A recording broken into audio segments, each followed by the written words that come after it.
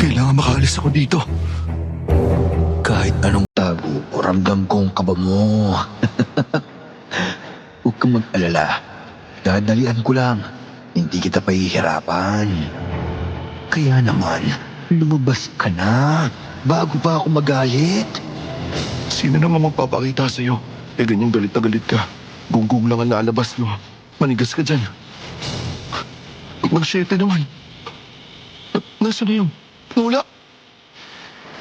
Iniwan na ba talaga ako? Akala ko talaga. Boo!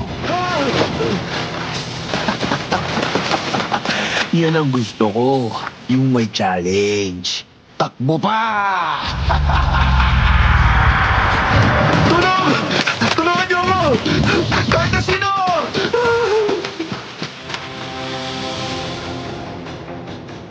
Halos mapugto ang hininga ko sa pagsigaw habang nananakbo. Sa pag-asang may makakarinig ng mga sigaw ko. Napalingon ako nang marinig ko na parang may kung anong gumuguhit sa hangin mula sa aking likuran. Laking gimbal ko na makita ang mga hibla ng mahahabang puting buhok. Naanin mo yung mga kamay na pilit ang may nahadip. Bigla na lang, naramdaman kong parang akong lumilipad. Tapos unti-unting bumaliktad ang mundo ko. Hilong-hilo ako na tumuhay nang matapos ang pagbulong ko.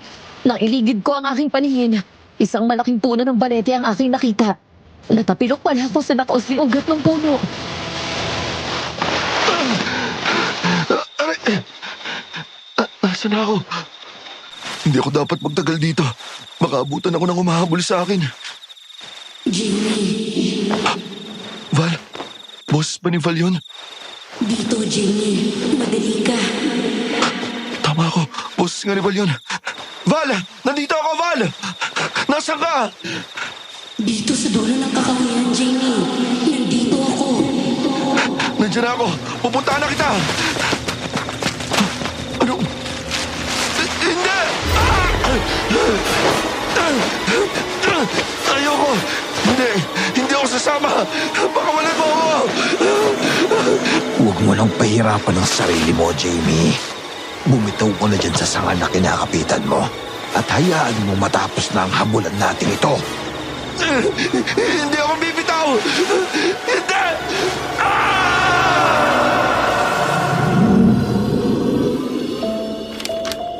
Ako si Jaime. 31 na ako ngayon. Isa akong part-time mananahi na nakatira sa isang subdivision sa Fairview. Nananahi ako ng mga uniforme para sa mga kilalang eskwelahan, mga jersey para sa liga, at kapag may anime conventions, tumatanggap din ako ng tahi para sa cosplay. Dear Aswang Diaries and Madam Venus, ito po ang kwento namin ng aking asawa na si Valentina, o mas kilala sa tawag na Val. Bago ko ipagpatuloy kung ano nangyari sa akin nung abutan ako ng humahabol sa akin, bumalik tayo sa petsang October 18, 2013. Araw ng Biyernes. Huling araw yon ng aming 3-day volunteer work na sponsored ng isang foreign organization na unang rumisponde sa Bohol Quake noong October 15, 2013.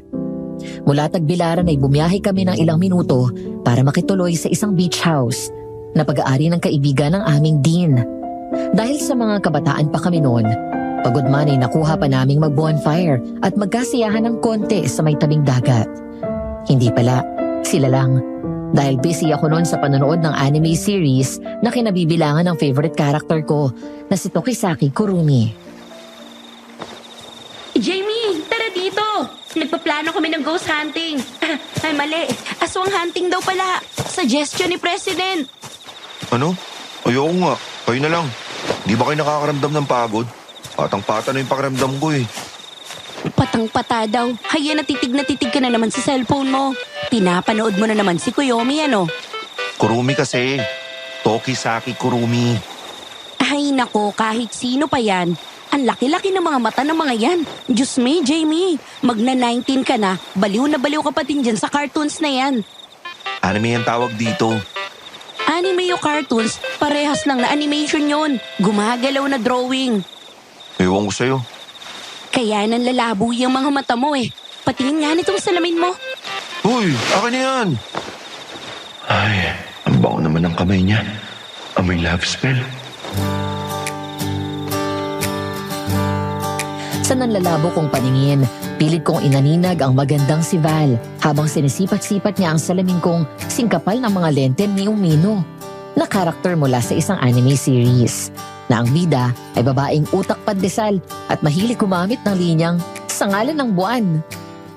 Ang bilis ng tibok ng puso ko, naghahalo ang kilig at kaba dahil magkalapit kami. Hala, ano na to? Nakakahilo. Akin na kasi yan. Huwag mo isukat, masisira ang mata mo. Hinawakan niya yung salamin ko. Dumaplis ang daliri niya sa may sentido ko. Kinikilig ako. Oh, heto na. Special delivery yan ah. Inalagay ko na sa kamay mo. Isuot mo na at huwag ka nang magsungit. Hinawakan niya ang kamay ko. Ang lambot ng kamay niya. Mapupuyat ako nito sa pagsusulat sa diary ko mamaya. Nananahimik ka na dyan. Pumakat ang fingerprint niya sa salamin ko. Huwag kang magpapalata na kinikilig ka, Jamie. Himakatan ng kamay. Punasan mo na lang. Si Papa nga sa laylayin lang ng t-shirt okay na. Ayoko nga eh. Hindi nawala yung bakas ng kamay mo sa eyeglasses ko. Lilipat ko pa yun sa tape para mailagay as souvenir sa diary ko. Pero syempre, hindi ko yun sinabi, Madam Venus. Baka isipin niya creepy ako o kaya stalker. Dahil sa nag-i-inner voice na naman ako ng mga sandaling yon, di ko napansin na nanahimik na naman pala ako. Naramdaman ko na lang na hinawakan ni Val ang kamay ko. Sabay pisil. Kulang na lang, maging kuitis ang mga talampakan ko at tumalsik ako papunta sa kalangitan. Pero hindi ako nagpahalata. Huwag ka nang magalit. Gusto mo ako na lang ang magpupunas gamit ang t-shirt ko? Pwede bang ibigay mo na lang din sa akin yung t-shirt mo pagkatapos mong ipunas sa salamin ko? Hindi na, mamaya na lang. Nasa kwarto yung wipes ko para sa salamin ko eh. Ikaw ang bahala. Grabe pala talagang taas ng grado ng mata mo, no? Akala ko talaga sinusuot mo lang yan para magmukhang matalino o kaya cool. O baka gusto mo lang na magmukhang pogi palalo. Ano? Sinong ogag yung nakakaisip na nakakapogo yung pagsusuot ng correction glasses? Sisikmuraan ko. Yung mga pogi na kagaya mo. Oh, bakit ganyan ka makatingin? Yung ka na naman sa pagtawag sa akin ng ganyan eh. Kapag ako naniwala, sige ka. Pogi ang tingin niya sa akin. Pwede na yata ako mamatay. Maniwala ka na dahil totoong sinasabi ko. Para sa akin, pasok ka sa bahagdan ko ng gwapo. Matangkad ka. Ang ganda ng mata mo. Nakakaingit nga yung mahaba mong pilik mata, oh. Nananaginip ba ako? Baka naman nag-hallucinate lang ako. Pasimple kong kinurot ang sarili ko. Masakit. Hindi ako nananaginip. Naisip ko tuloy na kung instant ang reward kapag nagkakawang gawa ka, baka gawin ko yung life goal ko. Pero sa mga oras na yon, ninanamnam ko na lang muna yung pag-recite niya sa mga panlabas kong katangian. Gusto ko ang hugis ng mukha mo. Ang liit ng panga mo pero lalaking lalaki pa din ang dating mo. Ang tangos ng ilong mo. Maganda din ang hugis ng labi mo. Palagi ka mukhang fresh kahit pawisan. Pero, bakit man lakas-lakas ng inferiority complex mo? Saan ba nanggagaling yan? Hindi ko alam eh. Namalayan ko na lang na ganito ako. Siguro dahil lumaki akong walang magulang. At yung mabait na foster family lang yung nagpalaki sa akin. Jamie, hindi mahalaga ang pinanggalingan ng isang tao. Ang mahalaga ay kung paano ka bilang tao. Kung paano ka bilang ikaw. Pero para sa akin, iba ang lumaki na may aruga at proteksyon ng magulang. Para kami baluti. Para kami kapangyarihan. Sa tingin ko, hindi mo man makapiling ang mga magulang mo, protektado ka pa rin nila. Ginagabayan ka pa din nila kahit sa kabilang buhay. Sinasabi mo ba yan bilang kaibigan ko? O bilang isang albularya in training na marunong kumausap ng espiritu? Pareho. At bilang isang babae na marunong mag-appreciate ng fine specimen ng lalaki. Ganun ba? Salamat ha. Maswerte ako na naging kaibigan kita. Tapos no, napatingala ako. Halos bilog na ang buwan. Ayon sa kalendaryo, kinabukasan pa ang full moon. Pero sa paningin ko, bilog na ang buwan ng gabing yun. Naalala ko tuloy ang kaugalian ng mga Hapon. Ang pagsasabi ng Chukiga Kirei desu ne? O sa Tagalog, Ang ganda ng buwan, di ba? Kalintulad ng pagsasabi ng I love you. Pakiramdam ko kasi noon, sakto yung mood para subukan kong magtapat kay Val. Pero hindi ko na yata kakampi si Universe dahil nung mag-umpisa akong magparamdam, Val, Bakit? ang ganda ng buwan. Hindi ko yata nakikita si Gemma. Dapat yata mag-imulto muna ako bago ako makapagparamdam eh. Galing mong tumiming mawala, Gemma. Oo nga, parang wala nga siya dito. Kailan mo siya huling nakita? Kailan nga ba? Nakita ko siya kasama si Rick. Naglalakad sila sa may hilera ng nyug malapit sa may dalampasigan. Ha? Imposible yun. Bandang tanghali nung nasa Tagbilaran pa tayo ay nagpaalam na si Rick. May emergency daw sa kanila kaya umuna na ng alis. Nakisabay sa chopper ng mga Singaporean. Ganun ba? Pero parang nakita ko talaga silang dalawa na magkasama eh. Nakita ko pa nga may kausap na gwapong lalaki na parang cosplayer si Gemma.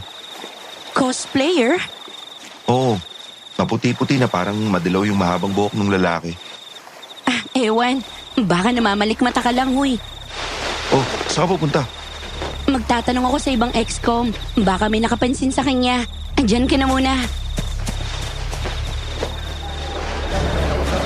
Mga B, nakita niyo ba si Gemma? pero walang nakakaalam kung nasan si Gemma. Kaya gumawa kami ng 2 grupo at halos 1 oras kaming naganap. Pero hindi namin siya nakita. Nakabalik na ang grupong kinabibilangan ko at ng student council president namin, pero wala pa ang kina Val. Susundan ko na sana sila nang biglang narinig namin ang pagtili ni Val ng pangalan ni Gemma. Gemma! Val! Jamie! Si Gemma! Si Gemma! Wala na si Gemma! Tumawag kayo ng tutulong sa atin! Huwag niyo munang galawin! Bilis!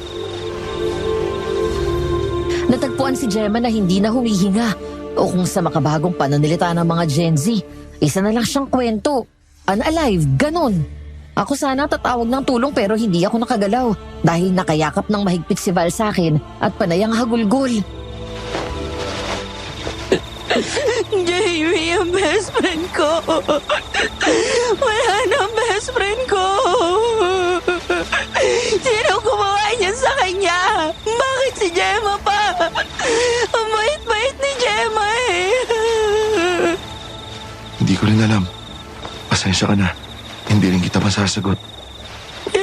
Ang saya-saya pa niya kanina sa band. Sabi niya, nag-propose na daw sa kanya si Rick. Nagpaplano na daw sila para sa future nila eh. Tapos ganito ang nangyari. Gemma! Isinusumpa ko kapag nalaman ko na may foul play na nangyari sa kanya. Tintik lang ang walang gante. Naiintindihan ko ang galit at sakit ng damdamin ni Val. Elementary pa lang best friends na sila ni Gemma. Solid pa din sila hanggang mag-college. Napagbintangan pa silang may romantic relationship.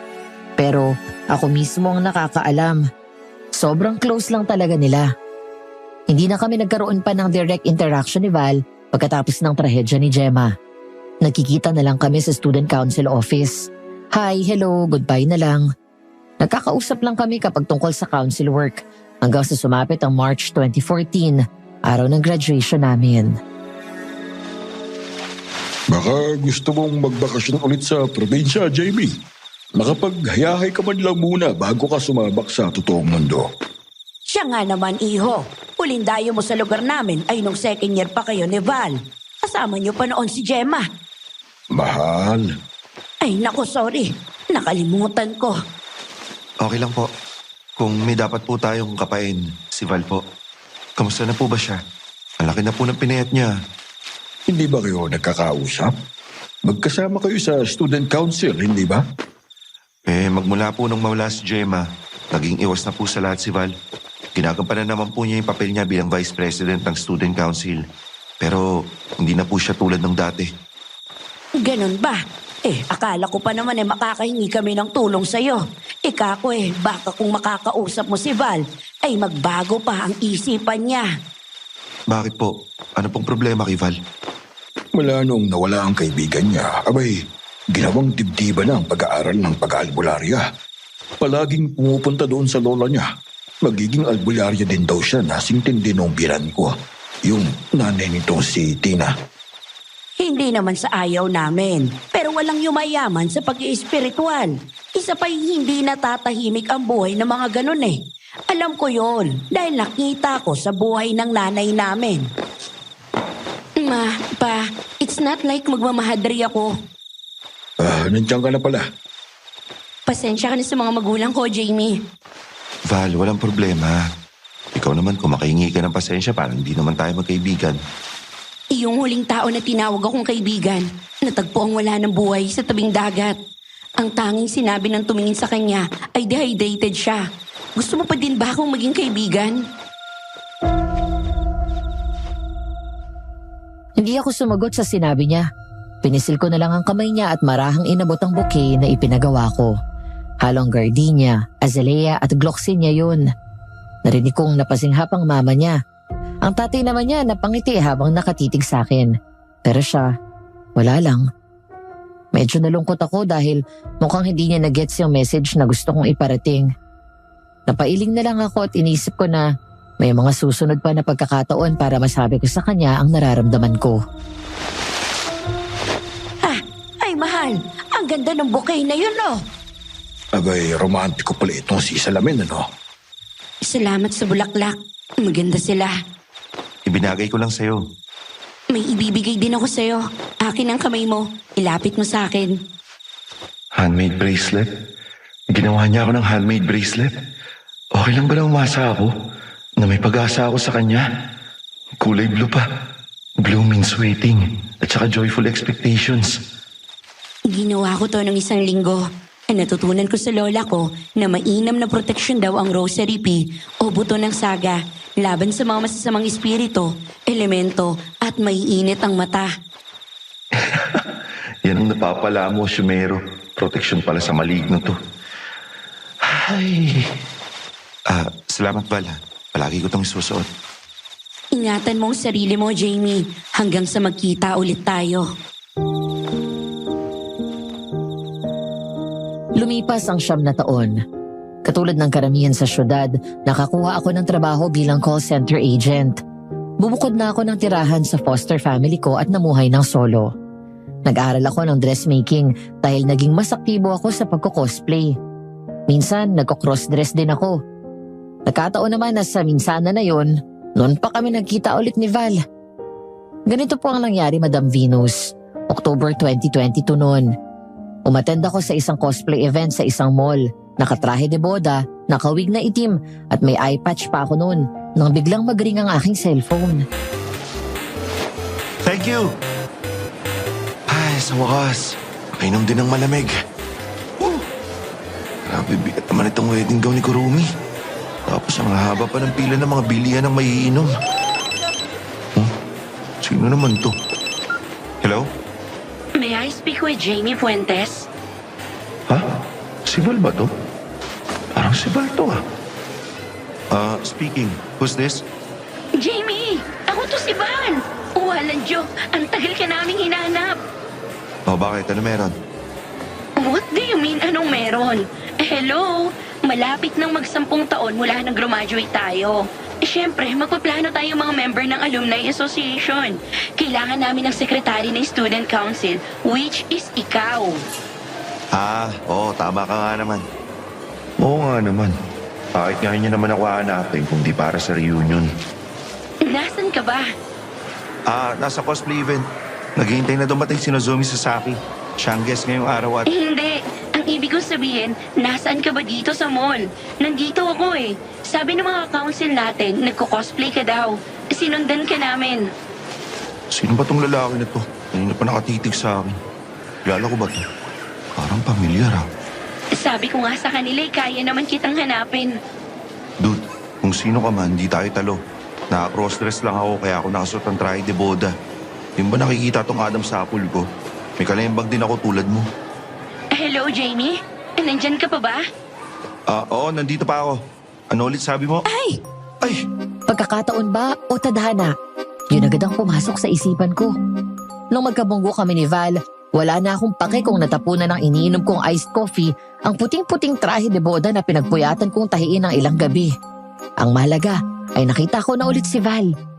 Maaba pa rin ang kanyang buhok. Maganda pa rin siya. Muli ko naramdaman yung saya na kay tagal kong hindi naramdaman sa loob ng 9 na taon. Yung saya na tanging nararamdaman ko lang kapag kasama ko si Val. Sorry, miss. Hindi ko sinasadya. Val? Si Val pa talaga to? Nagkita na ulit kami. Nako, natapunan pala ang damit mo niyang iniinom mo. Sayang naman kung magmamansya yung tumapon na inumin. Teka, punasan natin. Okay na. Huwag mo nang gawin yan. Kaya kong alisin yan. Tumayo ka na. Sige. Ay, ang bouquet mo. Eto. Salamat. Ha? Gardenias, azaleas, glucinia. Uli ko nakita ang ganitong arrangement ng graduation ko. Bakit? Anong problema? Bakit ganyan ka makatitid? Yung bracelet na suot mo. Jamie? Isang matamis na ngiti ang binigay ko sa kanya nung magtama ang mga mata namin. Ngiting katumbas ng 9 na taon na pangungulila ko sa babaeng pinahahalagahan ko. Parang tumigil ang mundo. Tipong ako at siya lang ang nandun. Tapos bigla na lang nakaramdam ako ng kakaiba. Yung parang may gustong lumahamon sa akin. Bakit papalapit dito yung lalaki na katitig sa akin kanina? Parang kilala ko to eh. Saan ko nga ba siya nakita? Oh, ano nangyari? Nagmamoment kami ni Val eh. Yun ang ano na dapat mong malaman. Kasalukuyang sinisira mo. Sige na, umalis ka na. Love, look who I found. Love? Anong love? Sinong love? Who? Magkakilala ba kayo ng miss na yan? Anong miss? Titigan mo ako mabuti. Makeup lang yan. Come on, dude. Lalaki tayo parehas. Ano ba? Si Jamie. Nahanap ko na siya. Siya na ba yan? Di ba lalaki yung si Jamie na sekretary niyo sa student council? Huwag mong sabihin na member na siya ng federasyon. Nagko-cosplay lang ako. Oh, ano naman ngayon? Si Jamie pa din siya kahit ano pa maging sexual preference niya. Ano? Teka lang, guys. Sorry na, love. Wala akong masamang ibig sabihin. Ang sa akin lang naman, tanda ko na barako din si Jamie nung college. Barako pa rin naman ako. Yun naman pala eh. Huwag mo nang uulitin yung ganun tono ah. Ang mahalaga, nahagip na natin siya para maimbitahan sa kasal natin. Kasal natin. Kasal natin. Kasal natin. Ang anumang bala ko na pagpapaliwanag, nalimutan ko na. Isang bagay lang na nakarehistro sa utak ko. Ikakasal na siya.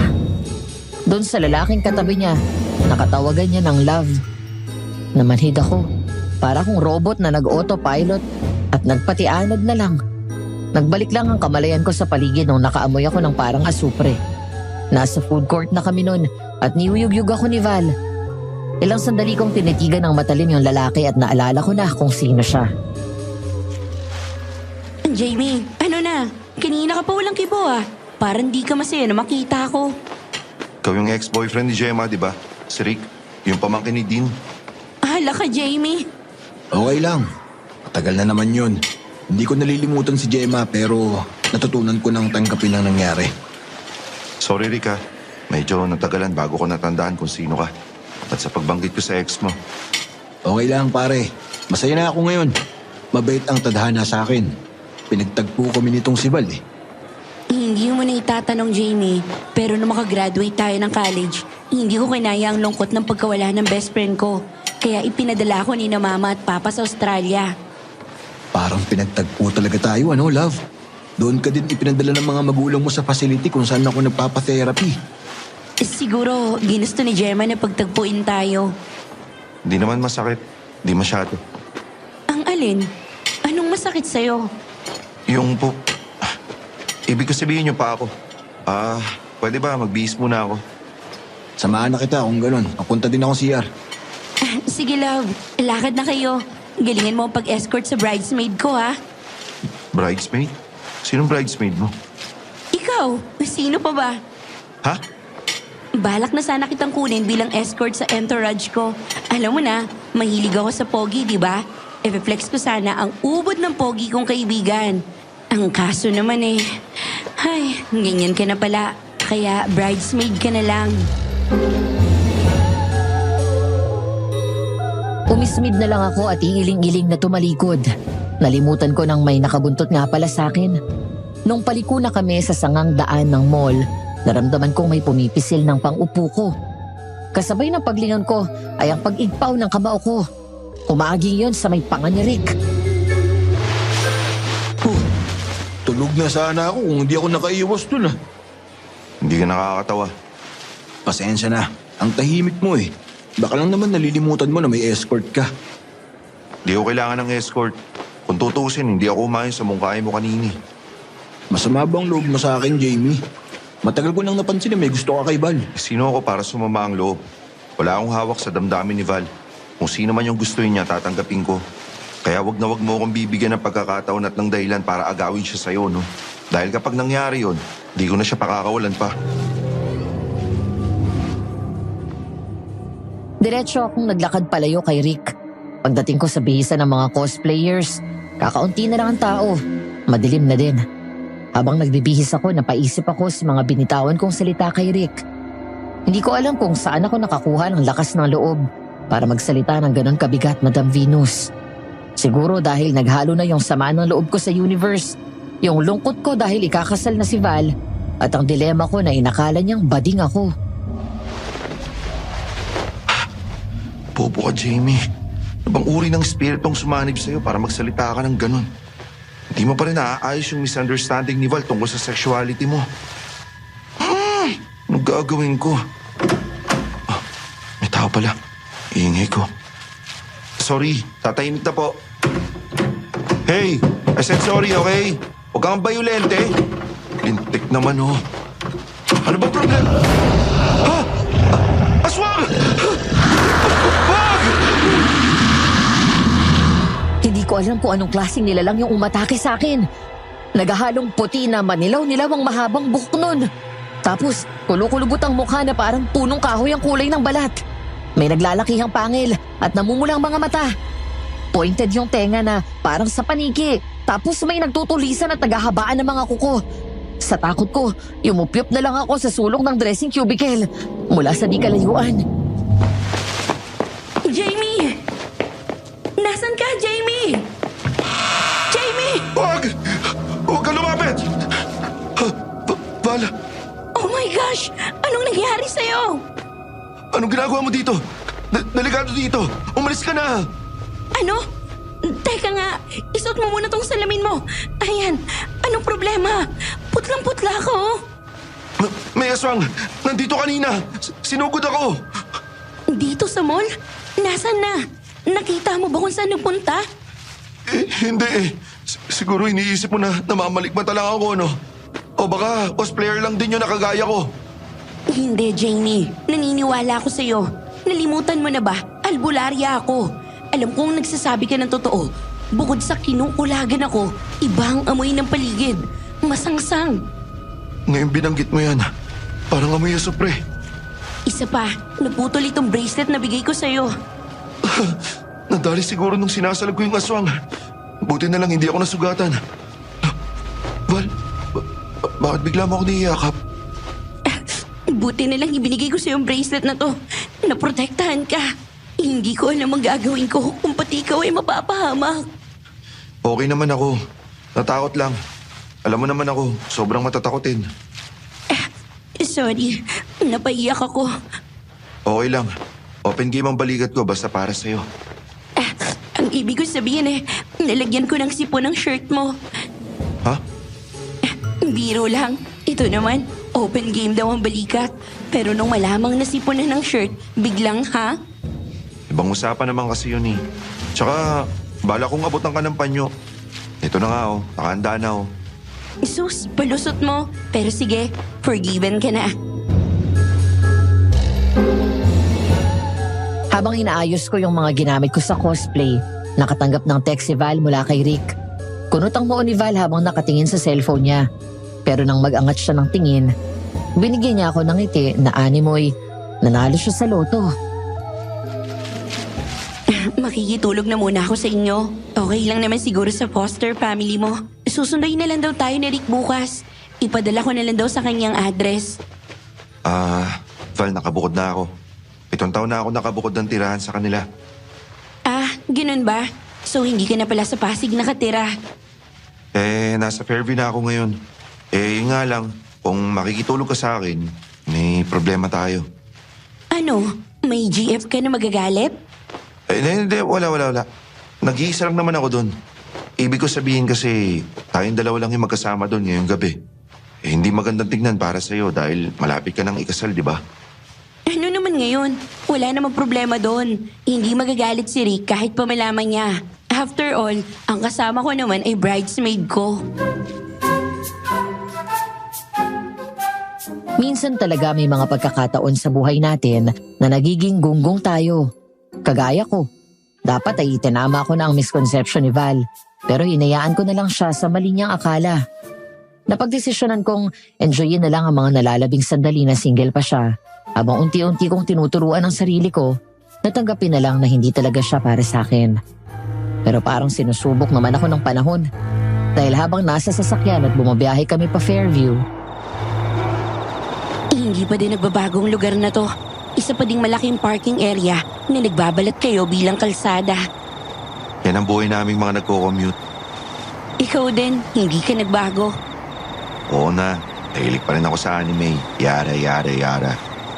Oo, isa na yan. Pero ang ibig kong sabihin, itong ganito. Organize ka. Lahat ng galaw mo, sigurado. Kalkulado ba? Plus points na yung lalo kang pumogi. Yun nga lang bakit ba kasi naging bading ka? Mag-asawa na yung babaeng gusto ko eh. Mas mabuting magbading na lang ako. Grabe ka naman. May ibang babae pa naman dyan. At saka ano yun? Ikakasal pa lang? Nasabi mo na ba sa kanya? Hindi pa nga eh. At wala na akong balak na sabihin pa sa kanya. Mukha namang masaya na siya dun sa gwapong fiancé niya. Malay mo naman, nagkakamali ka. Anong sinabi mo, Val? Maaga ka para sa parada bukas. Parada? Parada ng mga bingi. Ewan ko sa'yo. Pwede ko bang mahingi ang exact address ng bahay mo para ma-text ko na kay Rick? pakiramdam ko may ikinagalit na kung ano si Val. Pagod na din naman ako, malungkot pa dahil sa nalalapit niyang kasal. Pinili kong hindi na kumibo pagkabigay ko ng address ko sa kanya. Hindi na kami nagkibuan pa ni Val hanggang sa makarating kami sa apartment na inuupahan ko. Kuya, keep the change. Pang merienda. Salamat po at inihatid niyo pa rin kami kahit ubod ng traffic. Wow! Sabi mo apartment sa Fairview? Hindi mo naman sinabi na isang subdivision at magandang bayang inuupahan mo. Ang laki siguro ng sweldo mo, no? Hindi naman masyado. Tamang budgeting lang yung ginagawa ko. Tsaka mura lang yung paupa ng may-ari dito sa bahay, no? Ang purpose lang daw nila para hindi maabandona yung bahay. Sige na, mauna ka na pumasok. Salamat. Gentleman ka talaga. Pinanata mo na naman ako eh. Akala ko ba bridesmaid ako? May bridesmaid ba namang... Oh, bakit tulala ka dyan? Jamie, may patay na pusa. Sa'yo ba yun? Saan? Ayun oh, sa may plant shelf. Baka pusa ng kapitbahay. Jamie. Shh! Saglit lang, titignan ko. Huwag sineso ko, please. Huwag mo sineso ko. Neso ko! Kawawa naman ang baby ko! Jamie. Hindi siya nakakalabas ng bahay, Val. Kahit buksan ko yung pinto ng mga bintana, nasa bahay lang siya eh. Neso ko, parang ka pa nakalabas ng bahay. Sino bang gumawa sa'yo nito?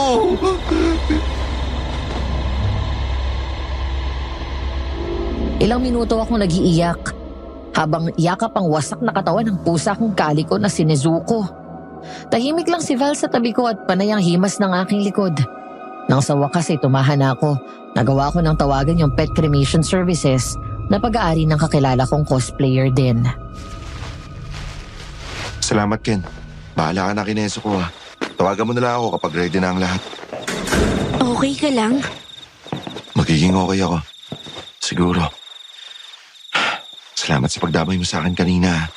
Tara, samahan na kita kung saan ka matutulog. Ilang kwarto ang bahay na to? Tatlo. Bago ka pa magtanong, oo, dito ako nagkukwarto malapit sa may salas. Para mas mabilis ako makapanakbo palabas. Kasi natatakot pa rin ako sa chupacabra, sa multo, at sa lahat ng uri ng nilalang ng dilim. Okay, wala na akong sasabihin. Dito ka muna matutulog sa kwarto ko Doon na ako sa isa pang kwarto. Mas ako tinatago yung mga costumes ko. Bakit hiwalay pa? Pwede namang share na lang tayo. Sabi nga sa gasgas na linyahan, that was the last straw. Kung anong kulay nun, bahala na kayong mag-decide. Basta ako, napuno na ako nung marinig ko na gusto niyang magsalo kami ng kwarto. Hindi ako nakikita bilang lalaki ni Val. At oras na para ipaintindi sa kanya yon. Na hindi lang ako basta poging lalaki na hindi tinatabla ng mga papuri at pahapyaw niyang paghanga sa akin. Val, pwede bang maupo ka muna? Kahit dyan lang sa kama. Huwag ka mag-alala, malinis yan. Tsaka bagong palit yung bedsheets ko. May gusto lang akong linawin sa'yo. Nakaupo na po. Una, gusto ko malaman mo na hindi ako bakla. Crossdresser lang ako. Alam ko, pasensya ka na. Kailangan kong palabasin kay Rick na ganun ka. Naiintindihan ko. Umiiwas ka na magselos yung fiancé mo. Ang mahalaga sa akin, alam mo yung totoo. At saka isa pa, Anong isa pa? mas mabuting kumuha ka na ng ibang bridesmaid mo. Jamie, please. Kailangan kita doon. Hindi naman yun iiba sa pagko-cosplay Iiwasan ko na lang na sabihin kina mama at papa na bakla ka. Para naman hindi masira ang reputasyon mo bilang Adan. Kung tungkol lang doon, wala akong issue. Okay lang. Pero Pero, hindi ko kasi makita na makasal ka sa iba Matagal na kitang... Hindi ko na naituloy pa ang sasabihin ko dahil iniharang ni Val ang kamay niya sa labi ko. Nagtama ang mga mata namin at hindi niya pinutol ang titigan namin habang nagsasalita siya. Jamie, please. Promise ko, papakinggan ko lahat na gusto mong sabihin at ipapaliwanag ko ang lahat-lahat sa'yo pagkatapos. Sa ngayon, kailangan kita. Please naman ikaw lang ang pwede kong asahan. Pangako yan Pagkatapos ng kasal mo, pakikinggan mo ako. Pangahawakan ko yan Bawal umurong. Pangako, Pexman, cross my heart. Mamatay man ang lalaking pumatay kay Nezuko mo. Paano mo naman nasabi na lalaki yung pumatay sa pusa ko? Oo nga naman. Albularya ka nga pala. Minana mo pa yung mga gamit ng lola mo. At kaya mong pulsuan yung mga ganung bagay. Sige na. Ako na ang bridesmaid mo. Salamat, Jamie. Pagkatapos ko siyang kausapin, nagkulong na ako sa kwartong taguan ko ng mga cosplay ko. Lampas sa launa na nung magsimula akong maghikab. Unti-unti kong naramdaman na bumibigat na ang talukap ng mga mata ko.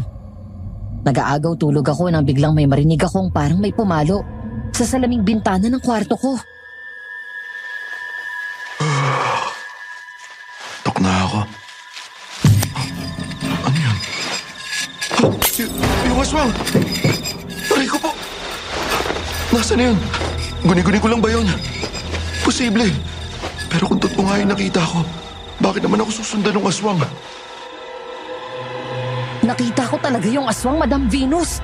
Nanilisik ang mga mata. Napabalikwas ako ng bangon at sa takot ko, napaurong ako ng ilang beses. Ang katapusan, nahulog ako sa lapag ng kwarto. At nung patingin ulit ako sa bintana, wala na yung aswang. Dahil sadya akong matatakotin at mahina ang loob, nagpasya akong sa sala na lang matulog. Kaya naman ang sakit ng katawan ko nang nag-umaga.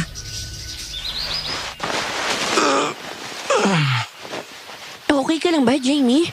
Kanina ka pa nag-iinat Masakit bang katawan mo? Naku, baka trangkaso na yan. Hala, huwag ka magkakasakit. Hindi. Maling tulog lang siguro. Anong oras daw darating yung Prince Charming mo? Actually, ayan na siya. Chevy pala yung dala. Parke pala ang fiancé mo RK? Rich kid. Hintayin mo pagbaba niyan. Kuya Dong, ilagay nyo na sa sasakyan ng mga bagahe nila. sariling driver. Tunay na RK, ha? Good morning, love. Kumusta ka? Namiss kita. Okay naman ako, love. Namiss din kita. Love pa kayo dyan. Labintado rin ko kayo, eh. Good morning rin sa inyong dalawa. Magandang umaga sa'yo, Jamie. Salamat sa pag-aalaga mo sa future misis ko, ha? Nahalagaan ko na yan mula pa nung college. Hindi ko na kailangan ng pasasalamat para doon. Kaya naman bagay na bagay talaga ang role mo bilang bridesmaid sa kasal namin. Anong nangyari sa kamay mo, Rick? Pulang-pula.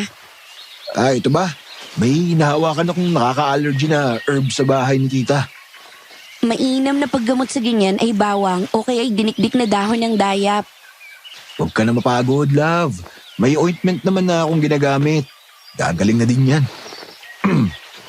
Sa tingin ko, si Jamie ang may kailangan ng tulong mo, Val. Panay ang tikim eh. May sore throat yata siya.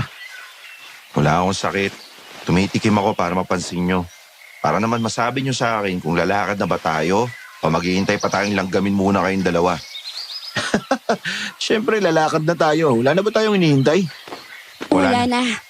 Yung boyfriend ni Jamie. Ano ba? Walang ganun si Jamie ngayon. Alam ko. Amoy, malinis pa yung kaibigan mo, Val. Binibiro ko lang siya.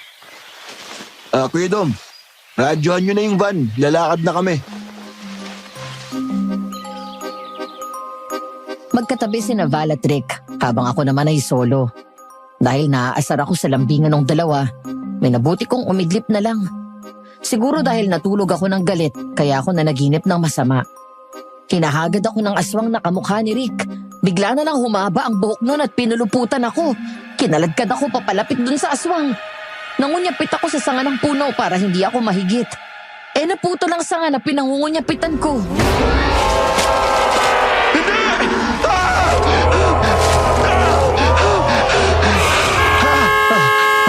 Ano ba kayong dalawa? Nagulat na tuloy sa inyo si Kuya Dong. Napabusina tuloy na wala sa panahon. Aswang! Nasaan na yung aswang? Jamie, nananaginip ka. Walang aswang. Nandito ka sa van. Pauwi tayo sa probinsya namin. Kuya Dom, itabi mo muna ang sasakyan. Palilipasin ko tong hilo ko at kabog ng dibdib ko. Eric, love, bakit? Ang sama ng panaginip ko. Aswang daw ako tapos hinahagad ko si Jamie. Tapos nung nahagip ko siya, ginilitan mo daw ako ng leeg. Ano? Alam mong hindi ko gagawin yun sa'yo. Alam ko naman yun, love. Pero syempre, iba kapag wala kang kontrol. Tapos parang totoong-totoo pa ang dating ng panaginip ko. Naiintindihan ko. Sige, huminto na muna tayo para makasagap din ng hangin sa labas si Jamie. Putlang-putla pa din siya, oh. Huminto kami saglit at nagpahangin. Tapos itinuloy na namin ang aming biyahe. Tumanaw ako sa malayo at inisip ang mga nangyari. Sabihin niyo ng praning ako, Madam Venus. Pero pakiramdam ko, hindi basta nagkataon lang ang mga engkwentro ko dun sa aswang. Parang may something na hindi ko maikonekta. Maging ang napapanaginipan ko ay isang uri na tinatawag na prophetic dream o yung may connection sa katotohanan o pwedeng mangyari sa malapit na hinaharap. Dahil doon, hindi ko namalayan na nakarating na pala kami sa aming pupuntahan. Teka, sa probinsya niyo ang punta natin, di ba? Yes, at nandito na tayo. Pero hindi naman to yung pinunta natin nung second year college tayo, di ba? Umatake na naman yung photographic memory mo, Jamie. Oo, tama ka. Hindi nga ito yung bahay namin. Isa itong private property na ipinahiram ng partner investor ni Rick. Tama ka doon, love. At eto na siya. Rick! Van! At sino tong isang to? Si Winkle? Grabe yung pan na yun. Nagets ko. R.I.P. Van Winkle, di ba? Pero sorry, hindi. This is Jamie. Hello, Jamie. Ako si Dan. Partner ako ni Rick. At kaibigan rin ako nitong si Val. Kinagagala ko po kayo makilala. Ba, hindi lang pala pogi itong si Jamie. Maganda rin ang boses. May tulog ka sa escort na to, Rick. Excuse me, hindi escort si Jamie. Siya ang bridesmaid ko. At umpisa na nga po kami. Okay, Jamie. Bridesmaid ka na. Officially and publicly. Anong Anong kalokohan yung narinig ko, Valentina? Si Jamie ang bridesmaid mo. Mano po, ma, pa. Kawaan ka ng Diyos, Val. Nung marinig ko yung sinabi ng papa ni Val, naalala ko yung linyahan ng tatay ni Mulan. Yung please, please help her. Pare-pareho sila ng tono. Si Val naman, pabirong nagmaktol sa papa niya. Kaawaan talaga pa? Hindi po ba dapat pagpalain? Val, anak, itong mga bagay na pinaggagawa mo, nitong mga nagdaang araw, tanging awa na lang ng Diyos ang pwede ko munang maibasbas sa iyo. Pa naman, di po ba pwedeng maging masaya na lang po kayo para sa akin? Masaya naman ako para sa iyo. Basta masaya ka. Masaya ako pa. Masayang masaya. Sana lang ay hindi sa ganitong paraan, anak. Parang minamadali mo ang lahat eh. Pa, kailangan kong magmadali. Hindi na kami bumabata. Nag-aalala po ako na baka mapagod na sa akin ang tadhana. Mayuhan na ako.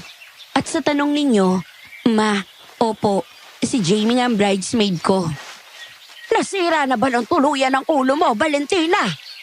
Mabuti pa ay pumasok na muna tayo sa loob. Doon tayo mag-usap. Sumama ka na, Jamie. Pati ikaw, Rick. Saan kami pwedeng mag-usap ng sarili nandan? Wala pang tao sa chapel ngayon, Mang Mar. Pwede kayo doon. Mamaya pa naman darating yung mga decorators natin. Salamat kung ganon, Dan.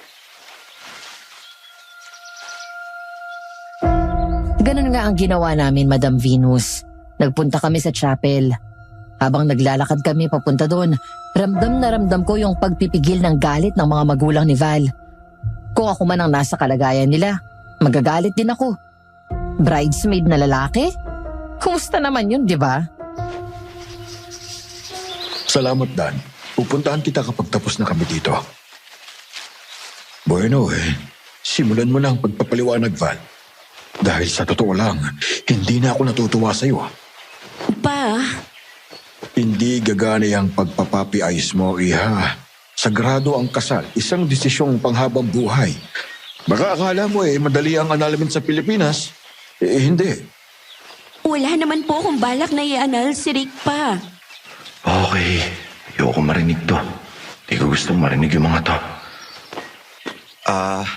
Excuse me po. Baka pwedeng lumabas po muna ako.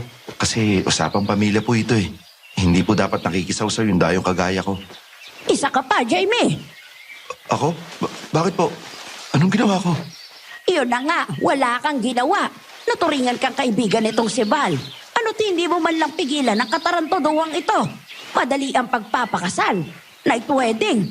Lalaking bridesmaid. Hindi na niya ginalang ang kasagraduhan ng pag-iisang dibdib. Okay, in my defense, hindi ko alam na gabi pala ang kasal ni Val.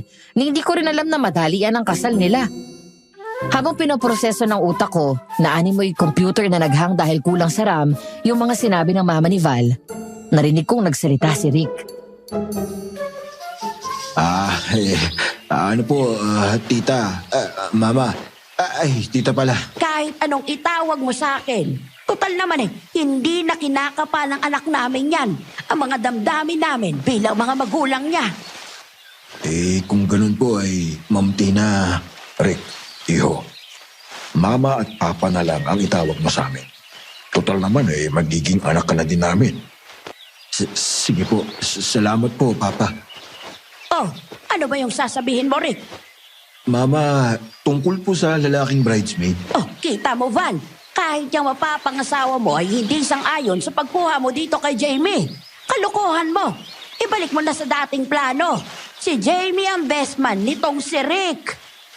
Medyo may problema po tayo dyan, Mama. At bakit? Akala ko ba sang-ayon ka na si Jamie ang best man mo?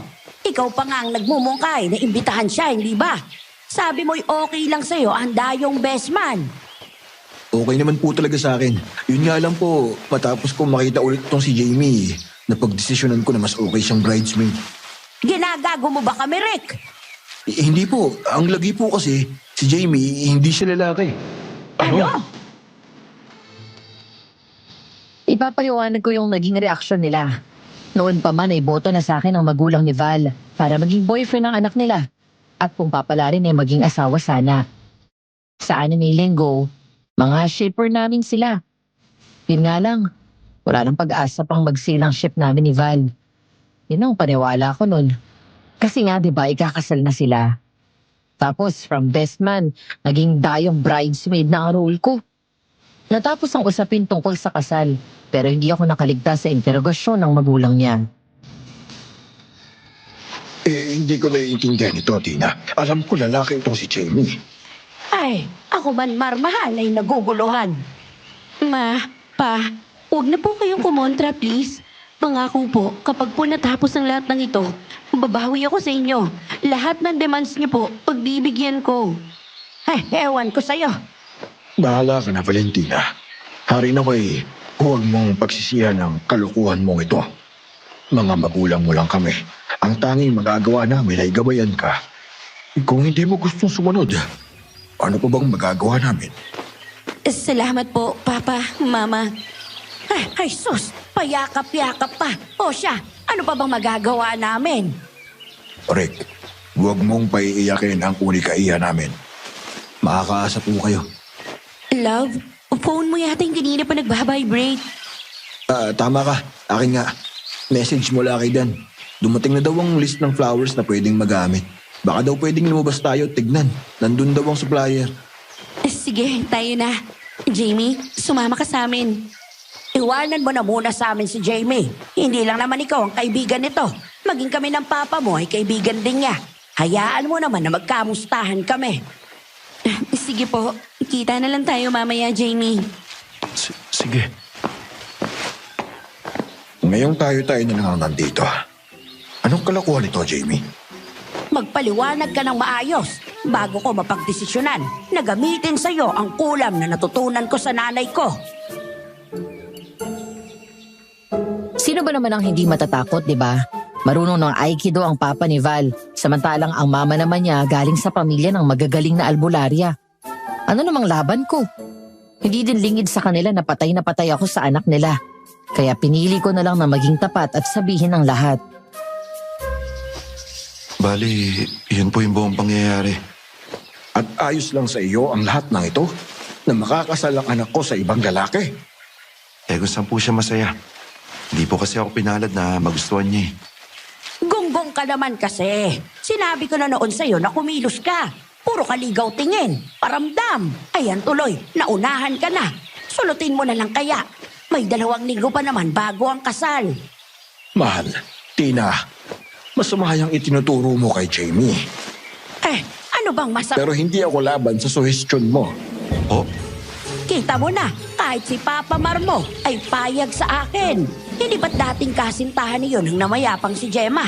Tapos ngayon ay anak naman namin na matalik na kaibigan ni Gemma ang pakakasalan. mukha naman pong mahal nila yung isa't isa eh. Ano bang mahal? Ilang buwan pa lang silang nagkita, naging sila na. Teka, ilang buwan? Akala ko po ba nagkita silang dalawa sa therapy session sa Australia? Totoo iyon pero last year lang yon. Yang kaibigan mo kasi, biglang nag-breakdown kung kailan na ipamana na sa kanya ng nanay ko ang gamit sa panggagamot. Ipinalunok pa. Bibig sa bibig, yung ganon. Panay na ang iyak niya. Hindi natutulog, kaya inihanap namin na makakatulong sa kanya. Isang araw bigla na lang siya nagsabi na gusto niyang magpa-grief therapy sa Australia. Pinayagan naman namin. Pag-uwi, ayan na. Nagsabi na magpapakasal na daw sila noong Rick. Pakiwari ko'y nagayumang anak namin eh. Parang hindi naman po siguro. Malakas po yung gamit ng lola niya, hindi ba? Imposible naman po na maisaan si Val. Baka naman maaari kami makiusap sa iyo, anak. Jamie, Ano po yun? habang nandito ka at habang hindi pa sila kasal, alamin mo ang totoo para namang papanatag kami ng mama Tina mo. Papa Mar at Mama Tina, yun ang gusto nilang itawag ko sa kanila mula pa nung una akong dumayo sa probinsya nila. Nakakatawa. From prospective na asawa, ngayon dayong bridesmaid na undercover pa nga ang papel ko. Sabi nga ni Preminger, how can I refuse? Kaya naman kinabukasan, hindi na muna ako naglalabas ng kwarto. 3:00 pa lang ng madaling araw ay gising na ako. Abala sa pagre-review ng diary ko at paglilista ng mga napansin kong kakaiba. Feelingerong Sherlock Holmes lang, ganun. Ilang buwan pa lang sila nagkakakilala. Biglang ikakasal na. Hindi na naniniwala si Val sa instant relationship eh. Hindi rin siya yung tipo na basta makangailangan ng therapist. Pati iba yung isipan nun eh. Bakit niya gugustuhin yung lalaking hindi na nagpakita? Kahit man lang sa lamin ni Gemma. Ano pa nga? Ayun, si Rick ang nag-suggest na imbitahan ako. Pero bakit? Hindi naman kami close nun eh. Oh, pinaglalakad na ng ganitong oras. 3:15 pa lang ah. Parang ang bibigat naman yata ng mga yabag nun.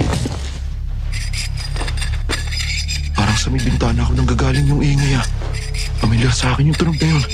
Di nga, huwag mo sabihin na, sinundan ako ng aswang na yun dito. Masamang kutob ko. Yun ang nararamdaman ko, Madam Venus. Pagkarinig ko ng parang hinihiwang salamin, naalala ko yung nangyari ng isang gabi. Kumakabog ang dibdib na nilapitan ko yung bintana na natatakloban ng kurtina. Totoong matatakutin ako. Pero hindi pwedeng habang buhay na lang akong takot, di ba? Timbagang hinawi ko ang kurtina at bumulaga sa akin ang aswang na ayaw akong tigilan. Sa halip na takot, galit ang naramdaman ko. Lord ka din! Hindi ako takot sa'yo! Sige, suntukin mo! Basagin mo! Pumasok ka na dito para magkaalaman na tayo! Banas na ako sa'yo eh! Ano ba kailangan mo sa akin? Sino ka ba ha? Jamie? May kasama ka ba dyan? Sinong inaaway mo? Napalingon ako dahil sa boses ni Val. At nung ibinalik ko ang tingin ko sa bintana, wala na yung aswang. Napatingin ako sa orasan. Mag-aalas 4 na pala. Nakakarinig na rin ako ng pagtilaok ng manok sa di kalayuan. Isang marahas na buntong hininga ang pinakawalan ko bago ko pinagbuksan ng pinto si Val. Okay ka lang ba? Parang galit na galit ka. Val, may aswang na bumubuntot sa akin. Kakikita ko lang sa kanya ngayon dito sa may bintana ako. Ganun ba? At para sa kaalaman mo, yung aswang na sumugod sa akin sa bisa ng cosplayer sa mall at sa bahay ko, yun din yung aswang na nakita ko. Ang hindi ko maintindihan, bakit ako sinusundan nun? Tara, lumabas tayo. Titingnan ko kung anong magagawa ko. Tinignan ni Val ang lugar kung saan ko nakita ang aswang. Nagpausok siya doon at may nilagay na mga pangontra. Sabi niya, hindi na makakalapit yung aswang. Pumanatag ang loob ko dahil alam ko na magaling siyang albularya. Pero hindi ko pa rin alam kung sino yung aswang. Bakit niya ako sinusundan? At yung misteryo sa biglaang pagpapakasal ni Val. Kanina pa kita hinahanap. Nandito ka lang pala. Bakit? May kailangan ka ba sa akin? Iginawa kita nito. Ano to? Langis? Di ba sinusundan ka nung aswang? Oo, tama ka dun. At wala ako kahit anong ideya kung sino yun. O kung bakit ako ang trip na sundan nun. Habang hindi pa natin alam ang sagot sa mga yan, makakatulong sa iyo ang langis na yan. Kukulo yan sa oras na may aswang sa paligid. Maaari mo din yung gamitin na pansaboy kung sakaling atakihin ka ng aswang. Salamat. Dahil buo ang tiwala ko sa galing ni Val, agad kong ibinulsa yung bote ng langis na binigay niya. Saka dumating si Rick. Val, dumating ng coordinator. Hinihintay ka na din ng mga pinsan mo. Oo, sige, babalik na ako. Sinusundo ko lang si Val. Miss ka na daw nila. Mukhang kahit mga pinsan ko, tinabla na ng charm mo. Ikaw naman, huwag ka na magselos. Kinakaibigan ko lang naman ang mga kamag-anak mo. Tayo na. Hinihintay na nila tayo sa chapel. Jamie, tayo na. Ha? Kailangan ba kasama ako? Oo naman. Bridesmaid ka namin. Dapat nandun ka. Oo nga naman. Sige na, ito na ang bridesmaid nyo. Tara. Pagdating namin sa chapel, nandoon na ang lahat ng abay at mga escort. May misa pala. Magkakatabi kaming tatlo ni na Val at Rick. Nasa likod namin ang mama at papa ni Val. Rick, panahin ang tatat mo dyan. Hindi pa ba matatapos ang lintik na may isang yan, Val? Bakit may misa? Wala naman sa schedule yan, ha? Bakit ka nagagalit? Ayaw mo ba ng blessings para sa kasal natin? Hindi naman sa ganun. Pasensya ka na kung ganun ang dating ng sinabi ko. Kung ako lang kahit 1,000 miss at basbas pa, malagod kong tatanggapin. Oh, bakit ka ganyan? Naiinis lang ako dahil kanina pa tumatawag yung isang realtor. Hindi ko masagot. Alam mo namang para sa future natin to, kaya ako nagsisipag, di ba? Hoy, ano ba kayo? Tama na yung usapan na yan. Itungo nyo ang mga ulo nyo at magbabasbas na ang pare. Pasensya na, lalabas na muna ako. Doon ako nagsimulang magtaka kay Rick. May mas mahalaga pa ba sa kasal mo sa taong mahal mo? Ano pa ba ang magiging dahilan ng agarang pagpapakasal kung di ang nag-uumapoy na pagmamahal sa pagitan ng dalawang tao, di ba? Di naman pwedeng buntis na si Val dahil narinig ko sa usapan nilang magpipinsan na wala pang nangyayari sa kanila. Basbas yon para sa nalalapit nilang kasal. Pero ayun siya parang hinahabol ng demonyo na umalis ng simbahan. Kung kailan basbas na. Hindi ko tuloy naiwasang hindi magsalita kay Val habang naghahapunan. Jamie, kanina pa nakakunot yung noo mo. Baka panikulubot ka na sa araw ng kasal namin, ha? Ayoko ng pangit na bridesmaid. Val, nasa na naman si Rick? Kanina, dali-daling umalis sa simbahan. Kung kailan patapos na yung misa. Ngayon naman, wala sa hapunan. Nasa kwarto siya nagpapahinga. Masakit nga daw ang ulo eh. At saka kasi ayaw niya ng pagkain. Kung bakit ba naman kasi mabawang ang mga inihain nila. Nagbigay na nga ako ng notes sa menu. Magre-reklamo talaga ako bukas kay Dan. Hindi kaya masyado mo namang binibaby ang pakakasalan mo. Kawawa ka kapag nasanay yan. Sa totoo lang, Jamie, baka nga magsawa na sa akin yun eh. Mukhang napapabayaan ko na siya. Sana magpasensya pa siya sa akin ng konti. Ilang araw na lang at tapos na to. Ewan ko sa'yo. Siya nga pala, yung request ko sa'yo na mula sa mga tinahimong costume ang kukuha ng wedding gown ko. Posible ba? Oo. Kaya nga kita pinapili ng gusto mong style dun sa mga nakasabit na gown sa bahay ko, di ba? Talaga? Dinala mo talaga yung nagustuhan ko? Thank you. Pero okay lang ba talaga na yun ang isuot mo? Anime-inspired yun eh. Bumagi naman sa akin nung isinukat ko, di ba? At saka ang ganda kasi. Sabi mo, simple adjustments lang. Opo, amahalan. At tapos na po ang pag-ayos ko. Pwede mo nang isukat anytime. Kapag gusto mo nang itry, pumunta ka lang sa kwarto ko para maayos natin kung may dapat kang i-adjust. Ay, hindi. Ayoko. Ang ibig ko sabihin, hindi mo naman kailangan magsukat mismo sa harap ko. Ibig ko sabihin, kapag suot mo na, saka ko ayusin. Hindi. Isasama ko si Mama, tapos siya na lang maglalagay ng mga tanda kung sakaling may dapat ka pang i-adjust. Okay. Talagang reserve na para kay Rick yung view eh. Kahit ang pagsusukat na lang ng gown, bawal ko pang makita. Ay, akala ko naman dahil bridesmaid ako, pag-isa ko siya makikita sa wedding gown. Dahil tampururot ako, minabuti kong magmukmok sa kwarto ko habang nakatanaw sa bintana at nakatitig sa kawalan. Nagfe-feeling main character na inapin ang mundo. Bigla kong nakita si Rick na may kasamang babae, papunta sa kakahuyan, kaya nagdesisyon ako na sundan siya. Asa na ba yung kulokoy na yun? Bubugbugin ko siya kapag talaga napatunayan ko ng bababae pa siya. Yung kakasal na sila ni Val. Ha? Ano yun? Mga ungol ba yun? Parang nasa malapit lang ah. Ha? Aswang! Paglingon ko, nasa kanin ko na pala yung aswang. Nakalapit yun ang di ko namamalayan. Gamit ang buong bigat ko, itinulak ko ang aswang gamit ang braso ko. Habang nananakbo ako papalayo, naalala ko yung napanaginipan ko sa van. Kasunod nun ay ang pagkatapilo ko sa nakausling ugat at ang pagtalsik ko. Nagpagulong-gulong ako hanggang sa tumama ako sa kung anong matigas na bagay. Sa nanlalabo kong paningin, iniisip kong yun na ang aking katapusan bago ako tuluyang nawalan ng malay. Ayan na, nagkakamalay na siya. Jamie? Jamie? Naririnig mo ba ako? Ako to, si Van. Ay ko, anong nangyari? Nasaan ako? Nandito ka sa receiving area ng hacienda.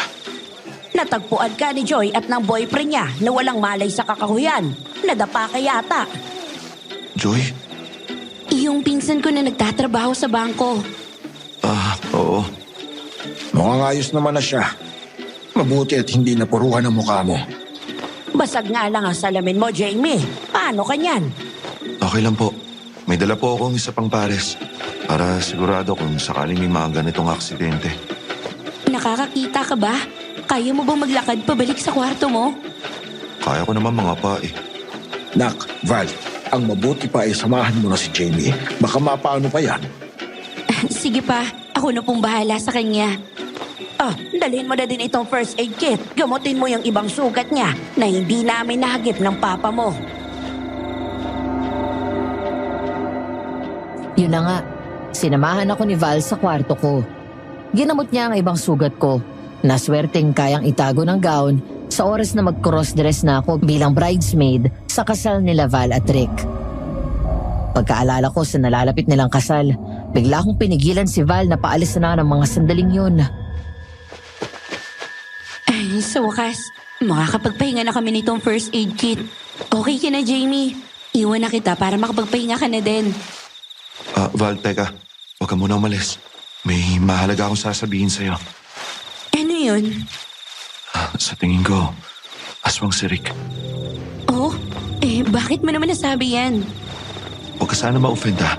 Pero ang dami ko na kasing napapansin kakaiba dyan sa Rick na yan eh. OMG, napansin mo na din? Napansin na din kaya ni na mama at papa? Siguro hindi pa. Wala pa naman silang sinasabi sa'yo, hindi ba? Buti na lang. Teka, alam mong aswang yung fiancé mo? Oo, matagal na. I mean, nung magkakilala kami sa therapy, aminado siyang aswang siya pagdating sa mga babae, lalo na yung mga taken. Ano? Challenge para sa kanya mga babaeng mailap at trophy niya kapag naagaw niya at naging sila. Pero, pakakasalan mo pa rin siya? Ano bang nangyayari sa'yo? Jamie, alam ko mahirap itong unawain, pero nagbago na siya. Ang sabi niya, binago na siya ni Gemma. Naniniwala ako doon. Val, ano ba? Anong silbi ng pinamana ng lola mo sa'yo kung magiging ungas kang kagaya niyan? Gumising ka ha? Ang dami lalaki dyan oh! Sorry, Jamie. Unawain mo naman sana ako. Minsan talaga kapag nagmamahal tayo, para sa kaibigan o para sa taong pinahalagan natin, may nagagawa tayong mga bagay na malayo sa normal na lohika. Ay, Isang malakas at mahabang buntong hininga lang ang naibigay kong sagot. Bulsay ako sa sinabi niya eh. Ang ibig kong sabihin, mapapapunta ba ako sa sitwasyong isa akong bridesmaid kung di dahil sa pagmamahal ko sa kanya? Tinapik-tapik ko ang balikat niya at pinisil ang kamay niya. Nang walang mali siya, ni hindi din ako kinilig. Doon ko napatunayan na kapag pala aburido ka, nalilimutan mo ang kilig. Nalulunod yun sa pag-aalala. Pero hindi ako basta nag-alala sa kanya dahil kinabukasan, kinausap ko ang mga parents niya. Jamie, ang aga mo yatang nagising. Kamusta lang pakiramdam mo? O wala bang masakit sa'yo? good morning po, Papa Mar. Mabuti po at inabutan ko po kayo dito sa lanay. Si Mama Tina po ba gising na rin? Abat tama pala ako sa hula ko na si Jamie ang naririnig ko. Tama din ba ako na hinahanap mo ko? Kayo pong dalawa ni Papa Mar ang gusto ko pong makausap. Bakit iyo? Anong problema? Yung tungkol po sana sa pakisuhin niyo sa akin. Inaasikaso ko na. Pero may gusto lang po sana akong malaman. Anong gusto mong malaman? Gaano po kalakas ang gamit ang nanay ni Mama Tina na ipinamana kay Val? Malakas. Sapat para matakot ako sa binan ko ng sobra. Mar, puro ka kalokohan. Hindi ko masyadong alam, Jamie. Kasi hindi ko tinanggap ang alok ng nanay ko na ipasa sa akin ang gamit niya. Ganun po ba? Pero baka makatulong sa'yo ang libro ng nanay ko na ibinigay niya sa akin. Teka, kukunin ko lang. Pinadala ni Mama Tina yung libro kahit saan? Libro ang tawag niya doon, pero maliit at manipis lang naman yon. Kasing laki lang ng palad. Dinadala niya lagi yon dahil pinapakain niya ng dasal. Kaya pala. Swerte ka, talagang gusto ka ng Mama Tina mo. Hindi niya basta-basta ipinapakita yon sa kung kani-kanino. Eto. Pakisauli na lang sa akin kapag tapos mo ng basahin. Salamat po. Maghapon kong binasa yung libro. Madami akong nakuhang mahalagang impormasyon. lalo na ang tungkol sa mga palatandaan ng pagiging aswang at pagiging engkanto. Maging tungkol sa mga gamit. Napaisip tuloy ako. Minana ni Val ang malakas na gamit ng lola niya at sa pagkakakilala ko sa kanya, isa siyang albularya na alam ang ginagawa niya. Kaya imposibleng nagagayuma siya. At kung tama nga ako na aswang si Rick, imposibleng hindi niya yun nararamdaman. May mali sa nangyayari. Nagdesisyon akong obserbahan na muna si Rick at subukang alamin kung aswang talaga siya. Mama Tina, ito na po yung libro nyo. Salamat po at tapos ko nang basahin. Nakatulong ba sa'yo ang libro, Jamie? Sa tingin ko naman po, opo. Mabuti kung ganon. Teka, bakit po kayo nagluluto? Namiss ko lang ang pagluluto, kaya sabi ko doon sa mga kusinero, ako na muna. Ganun po ba? Mukhang mapaparami po yung kain naming lahat ngayon. Masarap po kayo magluto eh. Bulero kang bata ka. Abay, saan mo dadalhin niyang tambo? Itatayo ko lang po doon sa dining hall. Ayon dun sa libro na nabasa ko, isang palatandaan na may aswang o may kasamang elemento sa isang lugar ay kapag tumumba ang tambong itinayo sa hawakan nito. Kaya itinayo ko ang tambo sa ganong paraan sa dining hall at tiningnan kung ano mangyayari kapag pumasok si Rick doon. At ang nangyari, natumba yun. Nakakagulat naman yung tambo na yan. Sino bang naglagay niyan dito sa dining hall? Baka may nakalimot lang na nagwalis. Kain na tayo. Okay, 1 point. 1 point para saan? Alam nga namang sabihin ko sa kanya na nagbibilang ako ng palatandaan na aswang ang fiancé niya. Kaya ang sinagot ko sa kanya ay, 1 point para kay Rick. Dahil nandito siya para sa hapunan. E di hindi ka nag-iisa, di ba? Patawarin mo na ako, bridesmaid. Bumabawi naman ako, di ba? Oo naman. Kita ko nga eh. Bakit ganyan ka makatingin? Huwag mong sabihin na balak mo kung sulutin kay Val, ha? Ha? Hindi. Napansin ko lang na wala ka palang filtrum. Filtrum? Yung kanal sa pagitan ng ilong at sa itaas ng labi ng tao. Baka iba lang talaga ang jeans ko. Baka nga. Pasensya ka na kung naging conscious ka dahil sa pagtitig ko. Okay lang. Basta ikaw. nakakaalibadbad yung lambing sa boses ni Rick. Paniwalang paniwala ang loko na bakla ako, trip ko siya. Ang di niya alam, inaalam ko lang kung aswang siya. Tinitingnan ko kung baliktad ang refleksyon ko sa mga mata niya. Hindi naman. Na-check ko na din yung kanal sa itaas ng labi niya. Isa na lang hindi ko pa nagagawa.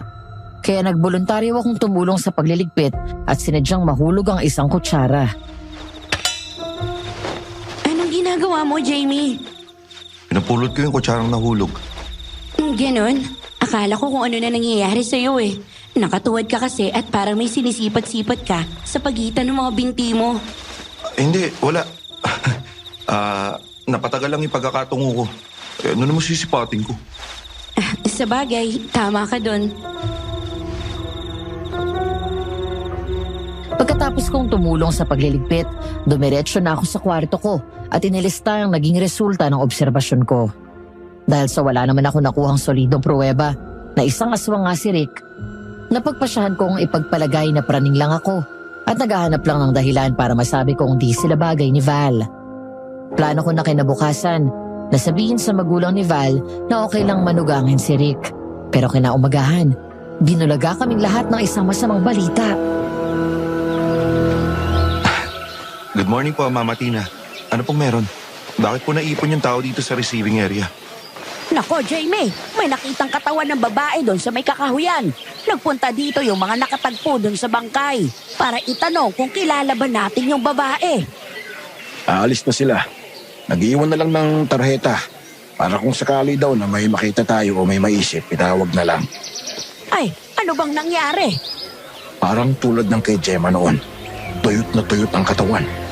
Naku po. Naalala ko yung gabing nakita ko si Rick na papunta sa kakahuyan. Tapos ngayon may nakuhang bangkay. Kinutuban na ako. Kaya nung hapon na yun, habang nagfi-fitting ang mga abay, pumunta ako sa kwarto ko at hinagip ang langis na bigay ni Val. Asan na ba yung isang yun? Hahanap rin kita. Yo, ba't kumukulo to? Kapag may aswang sa paligid, kukulo yan. Oo nga pala. Sinabi ni Val sa akin ang ibigay niya tong langis. Ibig sabihin, may aswang dito ngayon? Ay, naman, bitawan ko pa. Buti na lang di nabasag. Dahil sa kaba, nabitawan ko ang bote ng langis. Tumungo ako para pulutin yun nang biglang makarinig ako ng mga yabag mula sa di kalayuan sa kwarto ko. Saktong daan naman ni Rick, ay aksidente akong napatingin sa pagitan ng mga hita ko.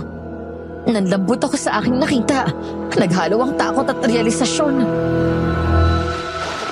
Diyos ko po, sabi na may mali sa lalaking yun eh. Aswang si Rick.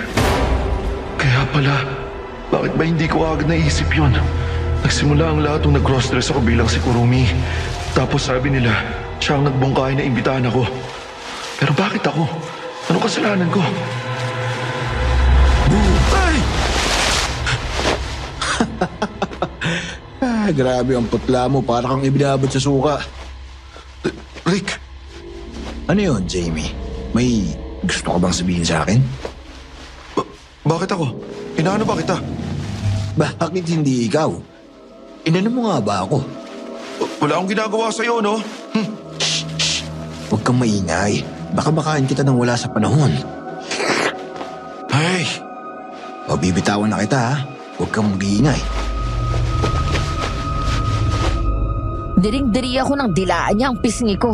Kaya naman, nung alisin niya ang kamay niya sa pagkakataklob sa bibig ko at pakawalan niya ako sa pagkakagit-git niya sa akin, inundayan ko siya ng suntok. Pero hangin na lang ang inabutan ko.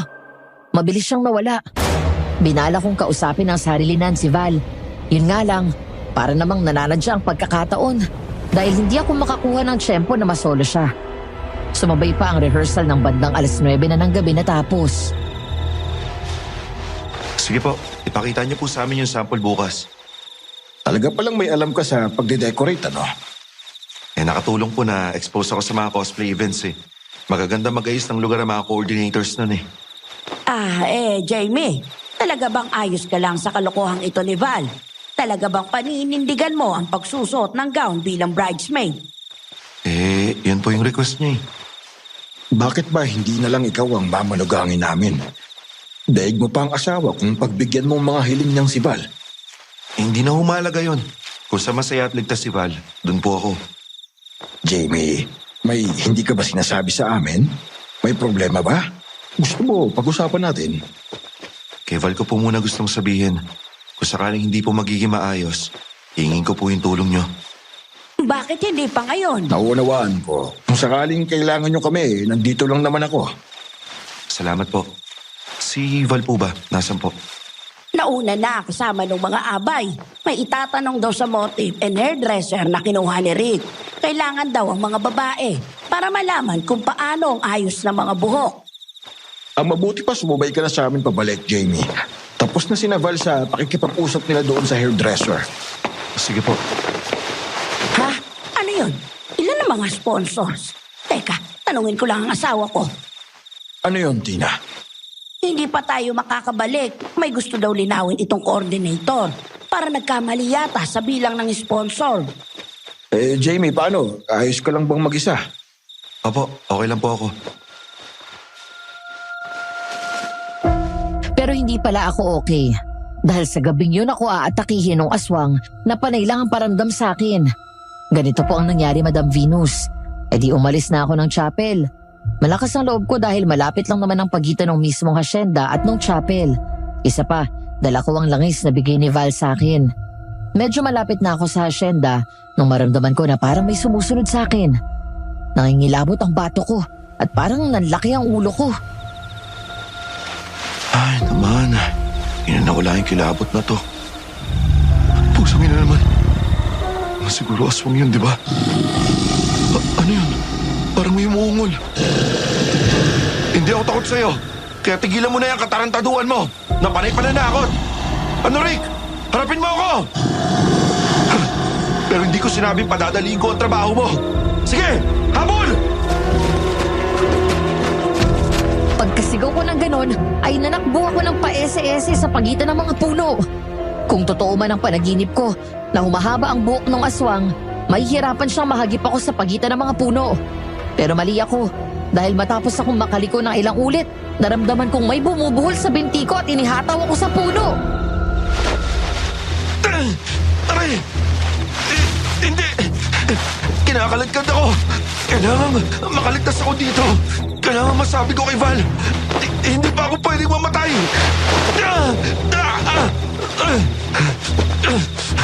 Talagang hindi ka na makapaghintay na mapatay ako, no? Pues, hindi ako mamamatay nang hindi man lang kita nasasaktan kahit konti! Etong sa'yo! Nang namin mo ang wedding gift ko sa'yo, inayo pa ka!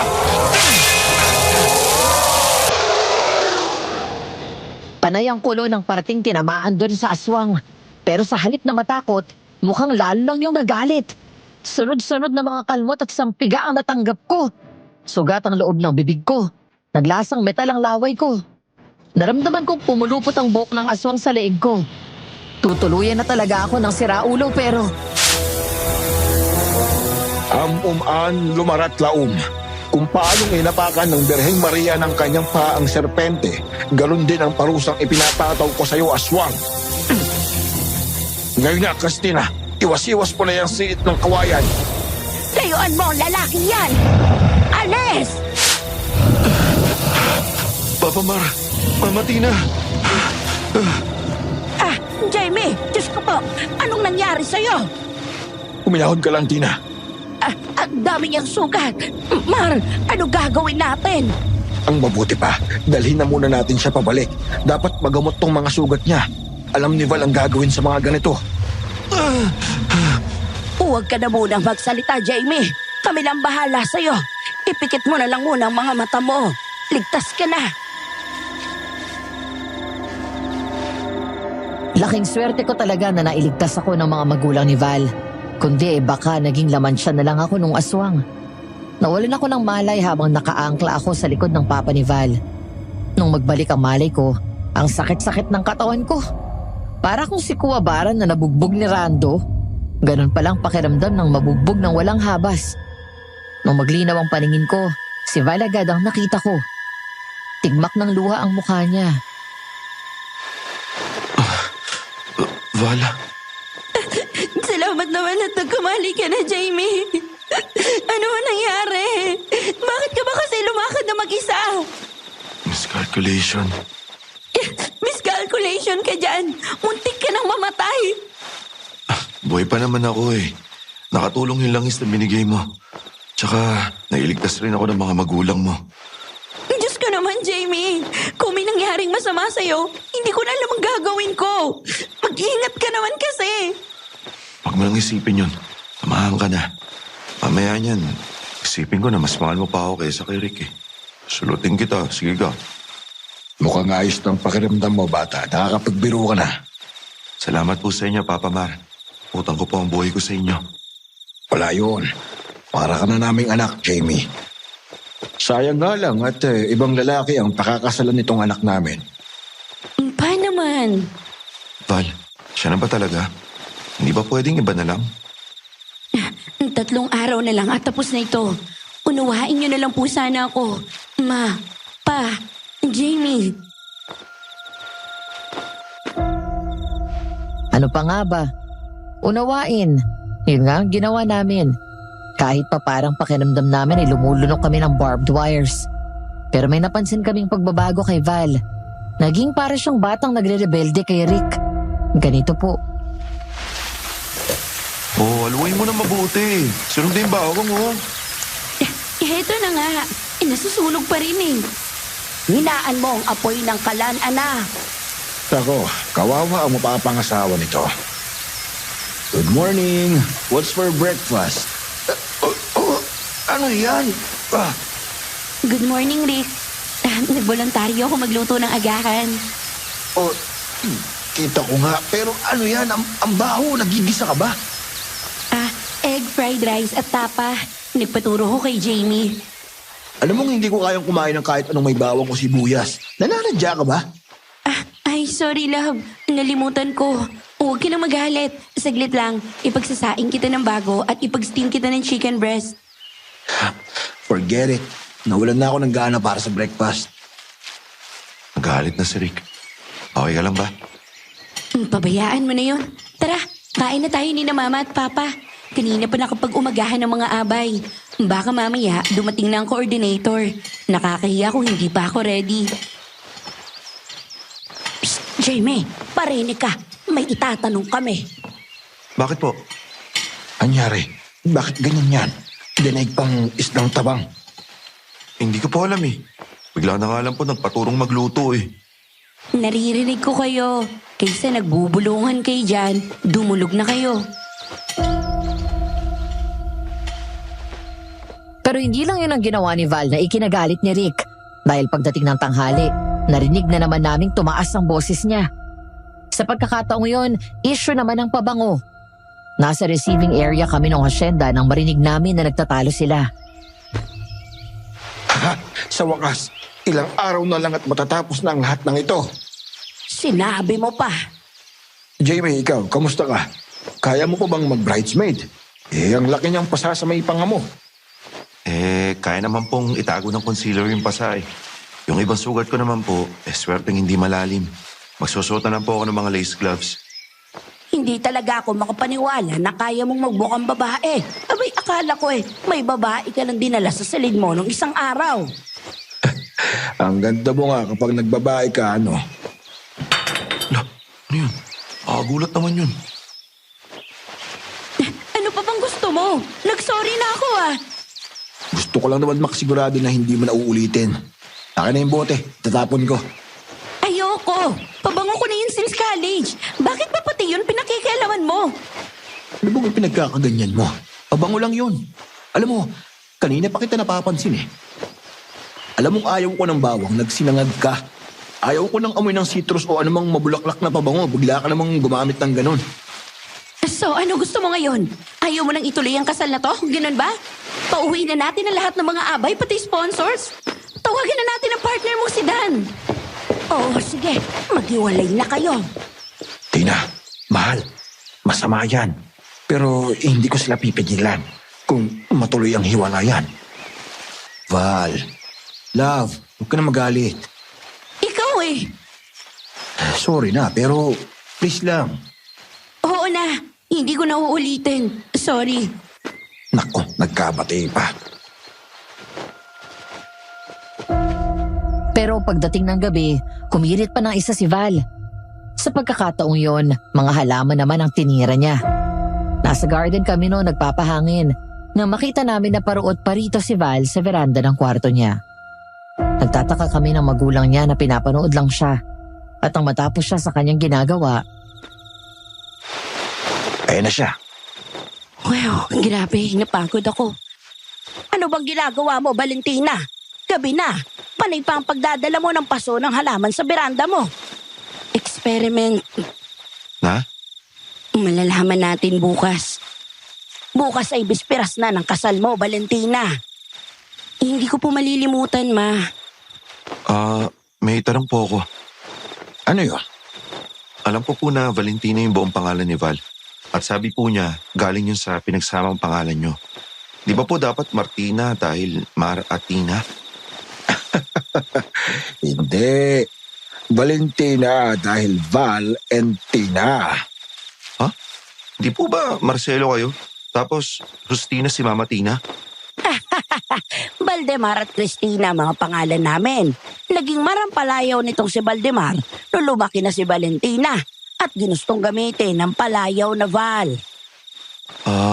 Kaya pala. Biktima ka rin pala ng pinagalang pangalan ng mga magulang mo, Val. Biktima? Ganun ba? Kung pagtututuldokin ko kaya itong mga sugat mo. Ay, wag naman po. pero hindi nakakatawa ang kinalabasan ng experiment ni Val sa mga halaman. Dahil kinabukasan, nakita naming basag lahat ng paso at luray-luray ang mga halaman. Para sa kaalaman ng lahat, ang mga halamang inilagay niya doon ay puro pangontra sa masamang elemento. Tahimik na winalis yun ni Val at nakakapagtaka na sa halip na magalit o malungkot, nakita ko pa siyang nakangiti. Yung parang may nakuha siyang sagot na ang tagal na niyang hinihintay, ganun. Pagdating ng hapon, ako naman ang nakakuha ng sagot at hindi ko yun nagustuhan.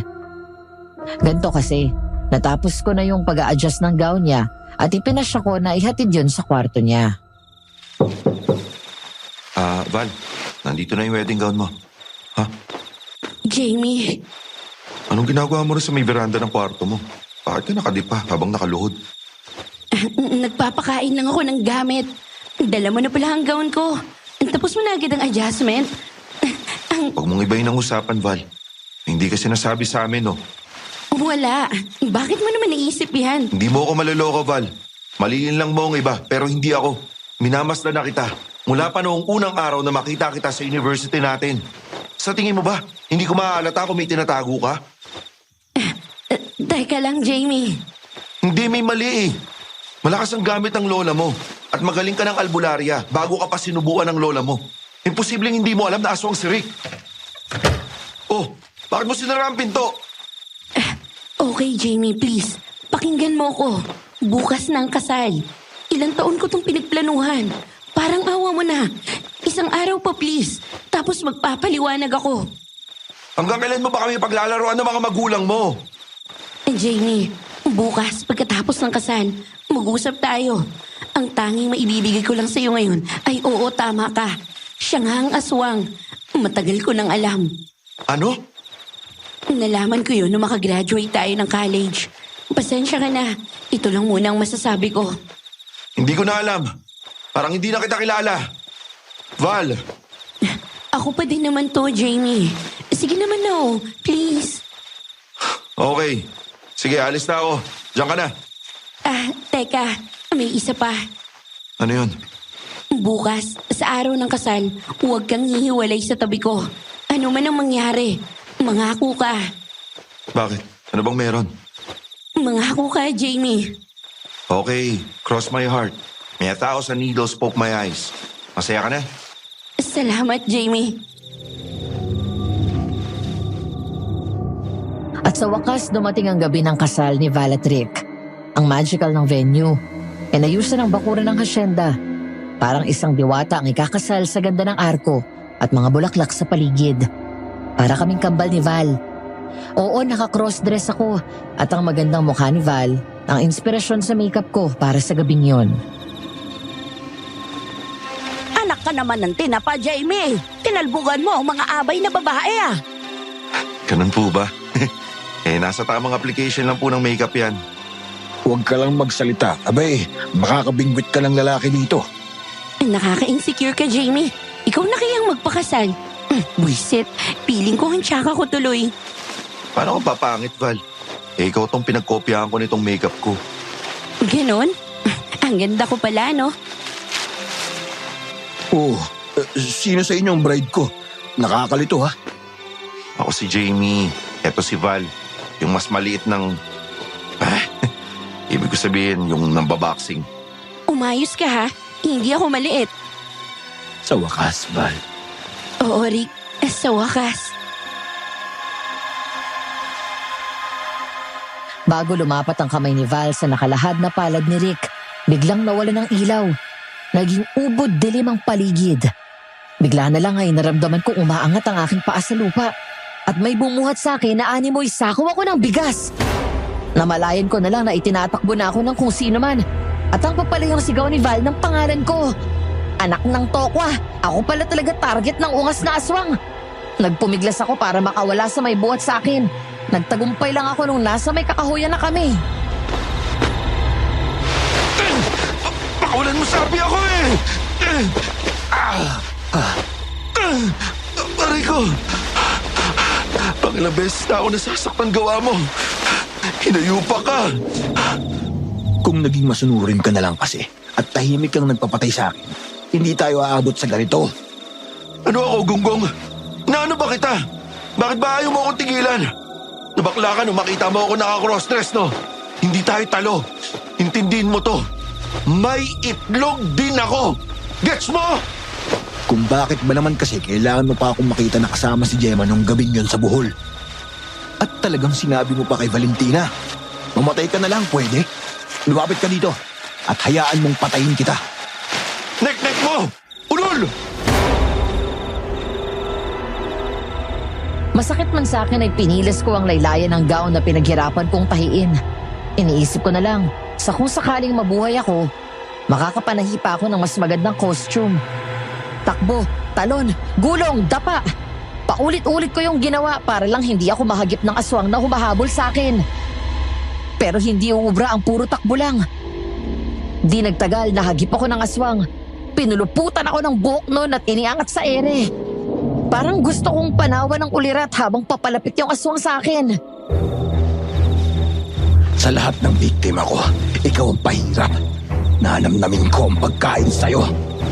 Eh, bakit ka nakakapagsalita? Hindi nakakapagsalita ang mga aswang. Ibahin mo ako. Hindi akong tipikal mong aswang. Gunggong na tao. Pare-pareho lang kayo mga aswang. Mga hagong salaman. Talaga ba? Kung ganon, masasabi mo pa ba yan kung gagawin ko to? Ano? Ang ulo ko! Anong pakiramdam na nasa loob ako ng ulo mo? Na pwede kong makita ang lahat-lahat ng itinapon mong sikreto. Umalis ka sa loob ng ulo ko. Huwag mong basahin ang isipan ko. Alis! Ano ito? Kung makikita ko pa si Vad. At ibang klase to. Matagal mo na siyang... Sinong nandyan? Ako. At pwede ba, huwag kang nakikialam sa mga ulo ng tao. Ikaw? Paano? Hindi lang ikaw ang may ulterior motive dito, Antonio. Enrique Alberto Fernando Andrew Francis Rick. Na naman? Sa mga pangalang pinagbabanggit ni Val, mukhang nabahala si Rick dahil lumuwag ang pagkakagapos ng mga buko ng aswang sa akin. Kaya naman sa hindi ko mabilang na pagkakataon, naranasan ko na namang humalik sa mabatong lapag. Sino ka ba? Isang albularya na nangako sa lola ko na tatapusin ko ang labang hindi niya natapos. Ano? Si Almira, kaibigan ni Matilda. Isang babaeng ikakasal na pero inakit mo pa. Natagpuan siyang palutang-lutang sa tabing dagat. Tuyot at wala ng buhay. Ang babaeng yun. Hindi ko natatandaan ang mga babae. Pare-parehas lang naman sila kung maligid. Ganon? Ang tanging bilang ng babae ay ang malayan at mangilang ang tiyan. At si Gemma, o kaya si Cassandra.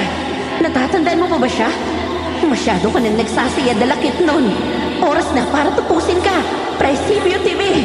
Luhod! Anong ginagawa mo sa akin, babae ka?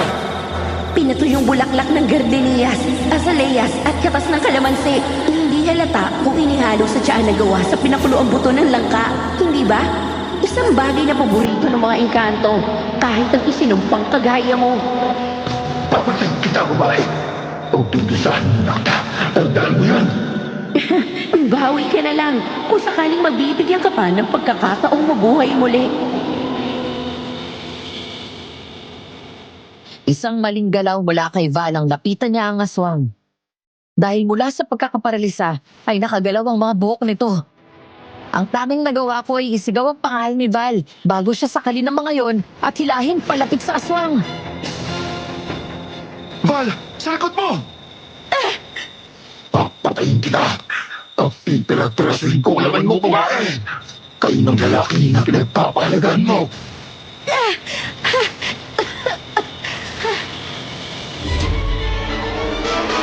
Delikado si Val.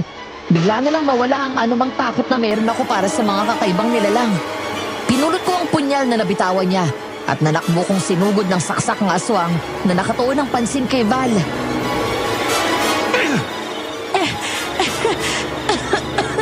Mahedico TV! Ang sumpa mo'y naganap na! Asare! Magkayakap namin pinanood ni Val ang pagkaabo ng aswang. Siguro may ilang minuto kaming ganun. Naghiwalay lang kami nang marinig namin ang pagtilaok ng manok sa di kalayuan. Naramdaman kong hinalikan ni Val ang likod ng kamay ko. Para sa aking paghingi ng tawad sa malagim na sinapit ni Neso ko, hindi kita gustong malungkot. Sorry. Okay lang. Uy, ano yun? Bigla ka nangarig sa pisngi. Pasasalamat ko para sa pag-unawa at paghihintay mo sa akin. Nauntog ba ang ulo mo? Kalma. Kumalma lang kayo. Ayoko sanang makaabala. Pero hindi na ito makapaghihintay pa. Don Enrico, ang aswang na pumatay sa anak niyo si Cassandra ay napuksa na. Oo, maraming salamat sa iyo, Val. Sa tingin ko masayang nakatingin din sa atin ang iyong lola na si Martina.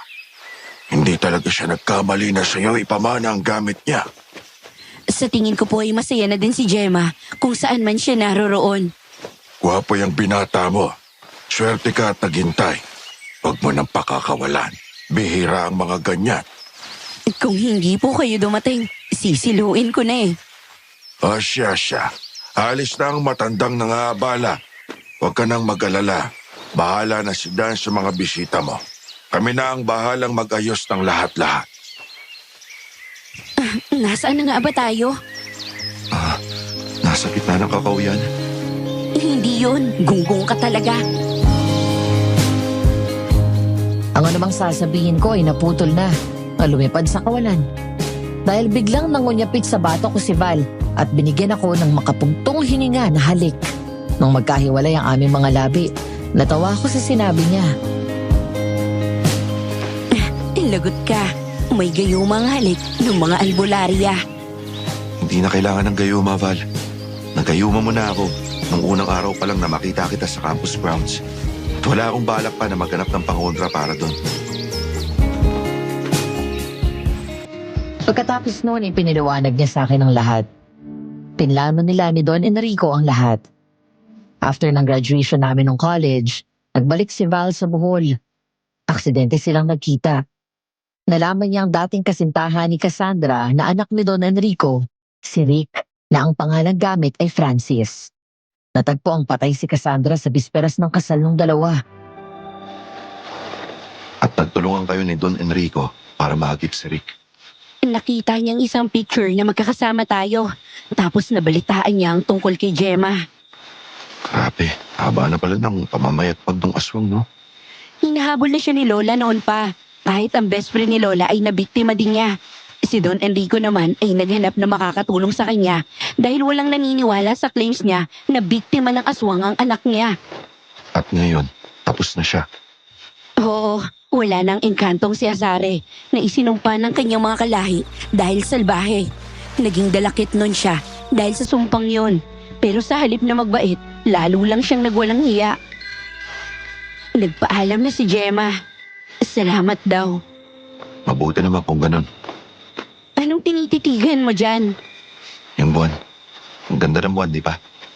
Sus, naihirit mo pa talaga yan ano? Siguro mas magigets mo to. Ang alin? Mahal kita.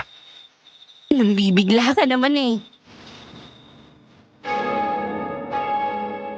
Naikasal kami sa wakas, sabi nga ng mga biyanan ko. Isang simpleng kasal na ginanap namin sa Tagaytay noong October 2023. Sa kasalukuyan, isa pa man din akong call center agent. Part-time mananahi.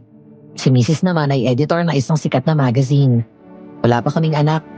Baka sa future pa, o baka hindi na. Busy pa kami na i-baby ang isa't isa. Kung ako ang tatanungin, marami akong aral na natutunan sa karanasan namin yun. Maging matapang, maging matatag, matutong maghintay. Pero ang pinakatumatak sa akin ay hindi aral, kundi ang katotohanan ng buhay.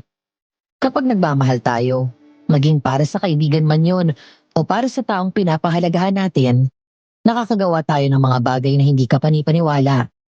Samahan mo ng paghiganti.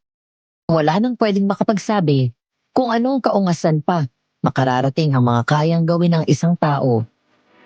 Hindi ako sang-ayon sa ginawa ni Val dahil delikado. Madaming tao din ang naabala. Pero kung sakali man na isa sa inyong mga tagapakinig ang malalagay sa ganong sitwasyon, dalangin ko na sana hindi nyo na kailangan pang ipagsapalaran ang inyong kaligtasan. Dito ko na tinatapos ang aking sulat, Madam Venus. Nagmamahal, Jaime.